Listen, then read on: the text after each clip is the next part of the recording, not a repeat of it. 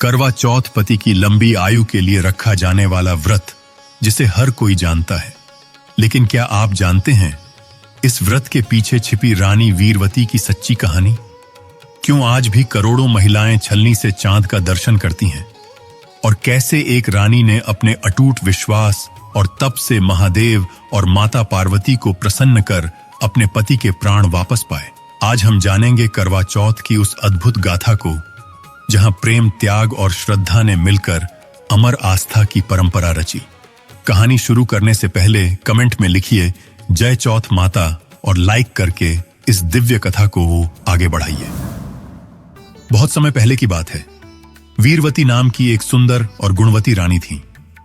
वह 7 प्यारे भाइयों की अकेली और लाडली बहन थी, जिस कारण सभी भाई उनसे बहुत स्नेह करते थे।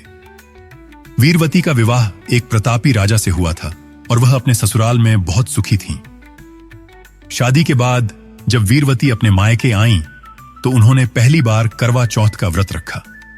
उन्होंने पूरे दिन बिना अन्न और जल के कठोर व्रत का पालन किया। शाम होते होते भूख और प्यास से उनकी हालत बिगड़ने लगी और वह व्याकुल होकर चंद्रमा के निकलने की प्रतीक्षा करने लगी।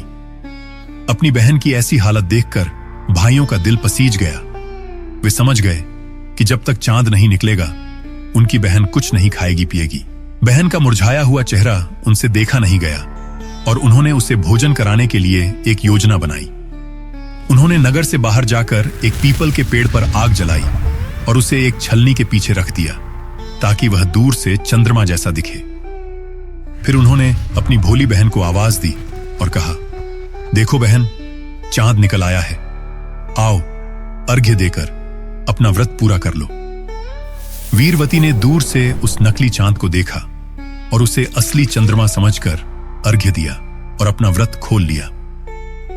जैसे ही उन्होंने भोजन का पहला कौर खाया, उन्हें अपने पति के गंभीर रूप से बीमार होने का समाचार मिला।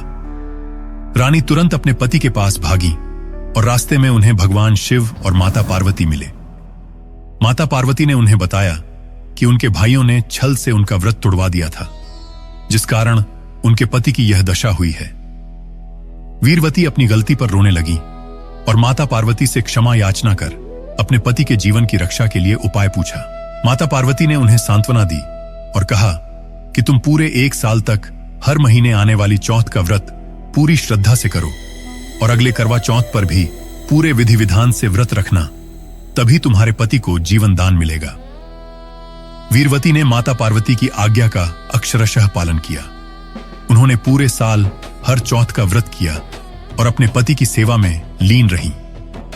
जब अगले वर्ष करवा चौथ का दिन आया, तो उन्होंने पुनः पूरी श्रद्धा और पूर्ण निष्ठा से व्रत रखा। उनकी अटूट श्रद्धा और भक्ति से प्रसन्न होकर चौथ माता ने उनके पति को जीवन दान दिया। जैसे ही चांद निकला और उन्होंने व्रत संपन्न किया, उनके पति चमत्कारिक रूप से फिर से स्वस्थ हो गए और उठ बैठे।